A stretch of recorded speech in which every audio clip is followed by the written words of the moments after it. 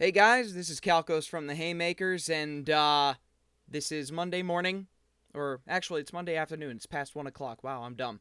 Uh, Last night, of course, was Money in the Bank, and something incredible happened, so I figured I'd make a short little vlog explaining my thoughts.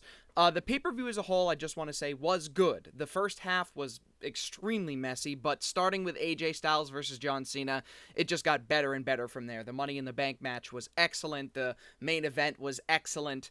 But I just wanted to explain my thoughts on a couple of things. Basically, those three matches that I mentioned. AJ Styles versus John Cena, friggin' fantastic match. Wonderful storytelling about how AJ Styles really understands Cena. He knows Cena's moveset, excuse me, and he knows how to counter his moves. He knows how to get around everything that Cena does, and Cena just couldn't do anything unique to really get out of it. The finish, however, at first I hated it, of course, because I like clean victories. I don't like that needless interference. But as I thought about it, that's what they want me to think, right? Like, this was a this finish I think makes more sense than a clean victory. You have Styles, who's KO'd because of the attitude adjustment. He's just flat on his back in the ring. And Anderson and Gallows come in and destroy Cena, and AJ Styles is able to pick up the win from that. So AJ Styles is not able to stop Gallows and Anderson from laying Cena on the mat and allowing Styles to pick up the win. Not to mention, Gallows and Anderson never signed the contract, so it's not like they were a part of the match. So I think this makes more sense than anything. Like, Gallows and Anderson, they may be in the same faction with Styles, they may be friends with Styles, but they act mostly independent of Styles. Like, everything they do seems to be very independent, so Styles may have told them, don't interfere, I don't want to blow this, but Gallows and Anderson, of course, are going to do what they do. So, I think that builds drama. We're going to have to see what happens. Of course, Cena's going to get his fucking win back at Battleground, but at SummerSlam, if they do have a third blow-off match, Cena's SummerSlam record sucks. From 2011 onward, I believe he's lost every single one of his matches. All of them. I know last year he lost against Rollins. 2014 he lost against Lesnar. 2013 he lost against Bryan. So if they're going to continue down that road where SummerSlam is just the anti-Cena pay-per-view, then Cena's probably going to lose, which is very interesting, especially if Styles finally does go over clean. We're going to have to wait and see what happens, but the finish is not that bad, all right? In fact, it's pretty good. Money in the Bank ladder match, holy shit, Sami Zayn should be arrested for murder. Twice. I swear, Owens has 9 lives, and he's got 7 of them left. Lost one at WrestleMania, and he lost one last night. So, yeah, that ladder spot with Zayn doing the Falcon Arrow on the ladder was just... Why does Owens agree to do these spots? I don't understand it. Man of the night, though, was Cesaro. Friggin' beautiful ladder to springboard to uppercut spot. 2 giant swings, uppercut bonanza. The guy is smooth, man. He's just silky smooth. He just is amazing at everything he does. I would love it if Cesaro, I think, was sort of like the captain of the mid-card. Give him the Intercontinental Championship. Like, after the brand split, put him on the side with the IC title. And have him win it and hold it for a long fucking time. We're talking 1.5 to 2 years. And every single person that wants to get up to the main event level has to go through him first. It raises a level of mystique and aura of the title, especially since the IC title is the working man's belt, you know? It's the belt for the talented wrestlers that may not have the promo chops to continue upward on the card, but at the same time, like, they're just fantastic wrestlers. It harkens all the way back to the Randy Savage-Ricky Steamboat match at WrestleMania 3. That's when that title was solidified as the working man's belt. So having Cesaro have it for an extended length of time raises that mystique and aura and really shows off the IC title as the working man's belt. Regardless, I mean, Alberto Del Rio fucking worked that match like a charm. Best match he's had since he came back, no question. Jericho, he's Jericho. He's almost always going to put on a good match if he's faced with people that don't completely suck. Yeah. But of course, the winner of the case, Dean Ambrose.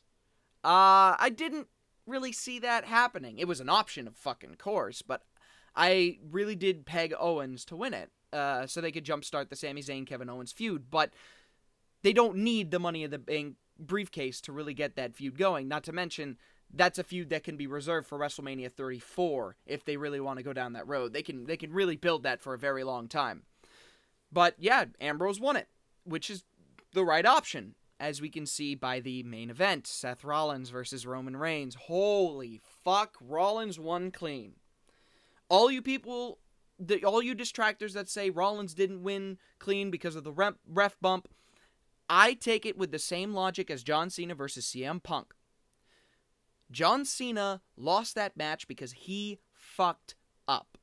He made a huge mistake, and he paid for it. Same deal with Reigns. It is Reigns' fault that the ref went down, and as far as I'm concerned, that makes it clean. Even if it's not clean as a whistle, I still consider it to be clean. And that's amazing because Rollins hadn't lost clean since FCW when Adam Rose was Leo Kruger. That is impressive. That's amazing. So I want to say that they did that to get Adam Rose off of the record books, even though it's a minor record that only us hardcore smarks will know. It's still a record, and I guess they wanted to get Rose off the books. Whatever. That doesn't matter. Rollins won clean in a very, very good main event. Rollins wrestling face, Reigns wrestling heel. It was really weird. And then, of course, Ambrose's music comes on, and here's a detail that not enough people are talking about. Old Rollins would have turned tail and fled. He would have gotten out of the ring and ran through the crowd and just not allowed Ambrose to cash. But this time, Rollins just stood in the ring and looked at the Titantron and waited for Ambrose. That's a face move. Alright? So, Reigns wrestling heel, Rollins doing face things, and now Ambrose is the super over babyface, because he did successfully cash in by getting the jump on Rollins, doing dirty deeds, and then he won. So Ambrose is the super over babyface, Rollins is the whatever the fuck, Reigns was heel for a night. What the fuck? And now Ambrose is champion. Ambrose cashed in. That is so big because we've been waiting 2 fucking years for this to happen. Alright, Ambrose lost his Money in the Bank ladder match 2 years ago. He lost his WWE World Heavyweight Championship match last year against Rollins. Both of these matches he lost against Rollins. And this year he won them both on the same night, within an hour of each other. That is some serious vindication. That is some serious patience that we had to have, but I'm glad it happened. I'm glad that they didn't just relegate Ambrose to mid-card hell. Ambrose is champion.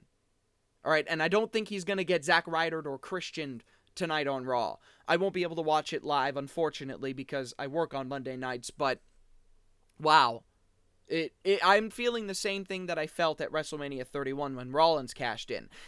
Ambrose is champion. It doesn't feel real. It feels like I'm still dreaming, but I'm not. This is real. Ambrose is your WWE World Heavyweight Champion off of the cash-in. The briefcase that he won no more than an hour ago, which I believe makes him the shortest, the man to hold the briefcase for the shortest amount of time, because Kane won in 2010 at the beginning of the night and then cashed in at the end. So I believe Kane held it for longer, if only by like an hour or two. Not to mention, I mean, all 3 of the Shield members were champion within 5 minutes of airtime. Reigns was champion going into the match, Rollins was champion coming out of it, and then Ambrose was champion less than, like 5 minutes later. All in one night. The Shield were champion. That's amazing. And this sets up for a Shield triple threat at SummerSlam. And I cannot wait for that. All right, for those of you that might be saying they should wait for WrestleMania for something like that, SummerSlam is as big as WrestleMania now. Like, it's 4 hours long. All of the big plot lines from WrestleMania a lot of them really get wrapped up there. And big things happen at SummerSlam. Like, SummerSlam is their number 2 pay-per-view, no question. So, a Shield triple threat at SummerSlam makes perfect sense, both business-wise and kayfabe-wise. And it's happening at SummerSlam as the main event. And they're going to build to it. And they're going to be very smart about it because the company has invested a lot in these 3 men. So, I am stoked to see what happens with Rollins possibly turning face, Reigns possibly turning heel. That's a big possibly, but it is still a possibility. And with Ambrose as your champion. I am fucking stoked. This is Calkos for the Haymakers signing off.